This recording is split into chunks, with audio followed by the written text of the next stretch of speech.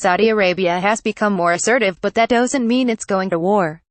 In recent weeks, Saudi Arabia has become more assertive. It first imposed a total blockade on Yemen, despite claims that this would lead to widespread famine.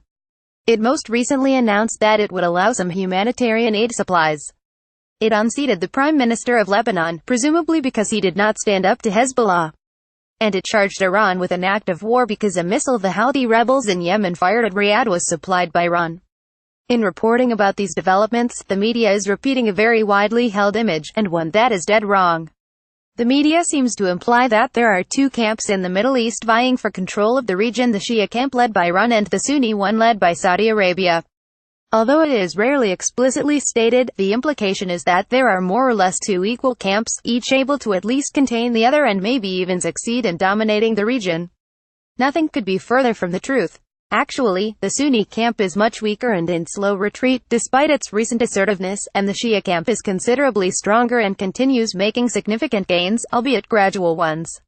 When one compares Iran to Saudi Arabia, one finds that Iran has a strong military force of approximately 550,000 active personnel, boasts the largest arsenal of short and medium-range ballistic and cruise missiles in the region, and is close to being able to make its own nuclear weapons. Further, its aviation engineers are developing sophisticated attack helicopters and are among the world's best in drone technology. The Iranian Revolutionary Guard Corps are dedicated fighters with considerable battlefield experience. Saudi Arabia has a much smaller army, albeit an impressive air force, but it is very reluctant to fight, and is said to be mainly suited for performance on parade grounds. The Saudi forces and the larger Gulf Cooperation Council joint forces are, like most Arab militaries, built to protect authoritarian regimes from unarmed civilian uprisings, not to fight actual wars, reports Bobby Goshen Quartz. Beating up pro-democracy activists is one thing, taking on a battle-hardened, Iran-backed militia is quite another. Saudi special forces get a much higher mark. In the past, Saudis did their fighting by outsourcing it to Egyptian and Pakistani troops. No such troops are currently available for fighting in Yemen, though some Pakistani troops have been deployed to Saudi's southern border. Hence, Saudi Arabia has limited itself mainly to air strikes in Yemen, and so far has been unable to squash a molten crew of tribal forces, that of the Houthis.